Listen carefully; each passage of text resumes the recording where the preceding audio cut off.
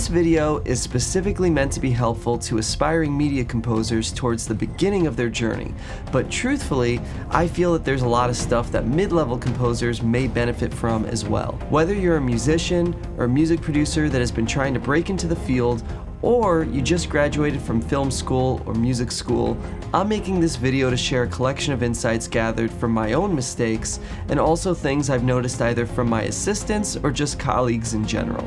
I have broken this video up into 2 parts to make viewing a bit easier. So while this is 10 common mistakes for media composers, this video will cover the first 5 and the second part will cover the next 5. Now without further ado, here are 10 common mistakes media composers make. Part 1. Mistake number 1. They don't approach their careers as a business. I could honestly do an entire video on this subject.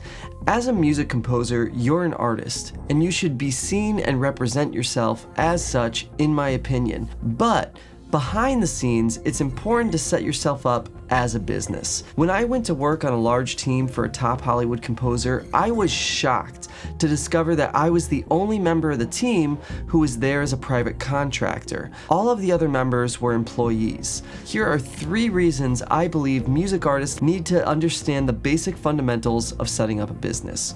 1. Businesses get tax write-offs. Every virtual instrument library or piece of gear you invest in is a write-off against your income. Reason number 2, when you think of yourself as a business, even when you're in the business of being an artist, it forces your mindset to focus on crucially important details beyond just creating and delivering music.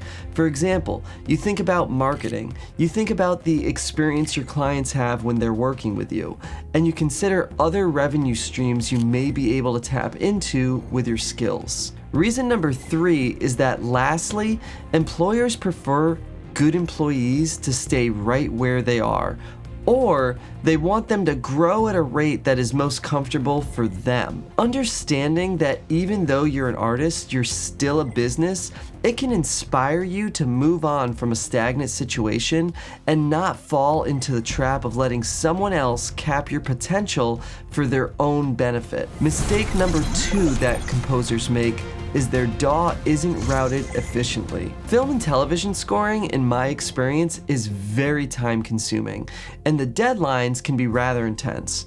Having a DAW that helps you save time is crucial. One of the biggest mistakes I've seen both young and even more established composers make is when printing stems, it is a long and tedious process. In 2023, this is a total waste of time that is better spent writing music. I highly recommend having a DAW where all of your instruments are pre-routed to 2 types of stem groups.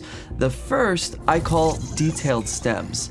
This is where all of my individual tracks feed into maybe 16 or 20 groups. On a movie or larger budget streaming series, when it's time to print stems, all I do is highlight these groups in Cubase and click export.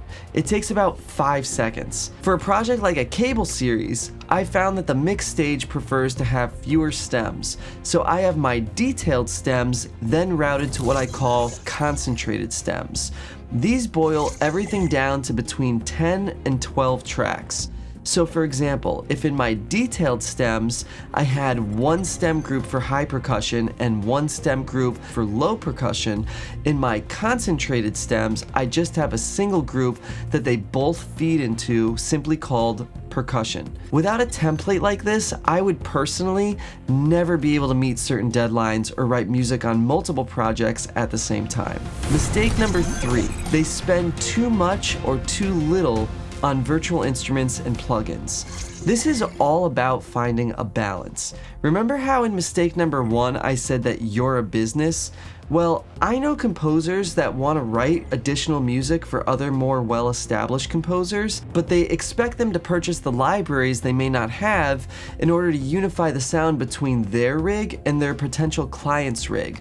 For me personally, I think this is silly. There are few industries that I know of where you hire a contractor and then buy all the tools that they need to do the job. If you hired a chef for a dinner party, do you think they'd say, "Great, but I need you to buy me these knives and pans too"? In my opinion, if you want to be your own business and be the lead composer one day, you need to invest in yourself and your assets as an artist. Every business has startup costs or must incur extra costs when taking on certain clients. This was my personal approach when writing additional music, and it served me very well for many years.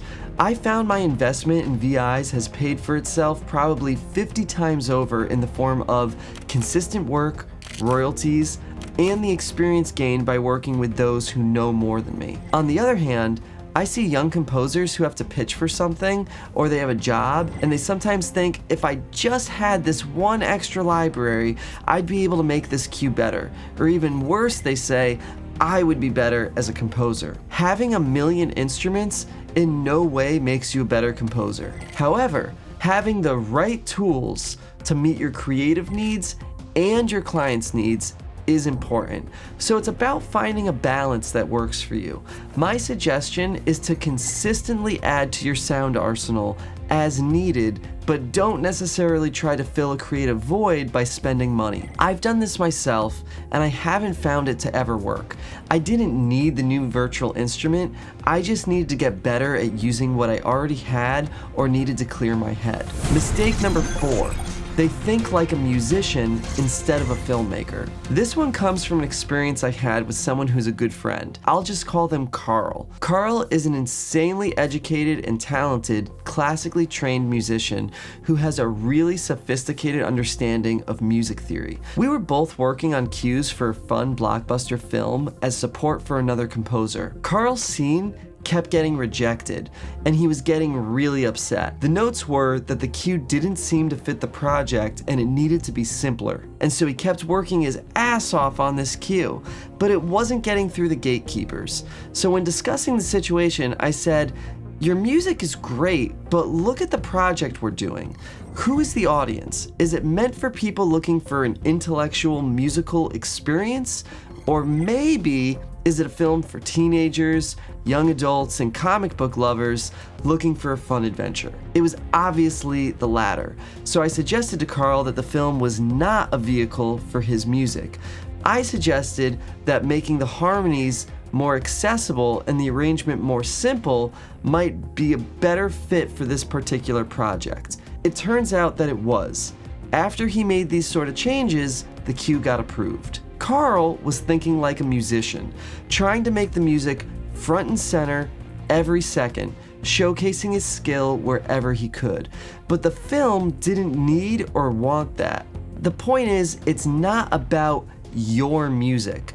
It's about the film or the project as a whole.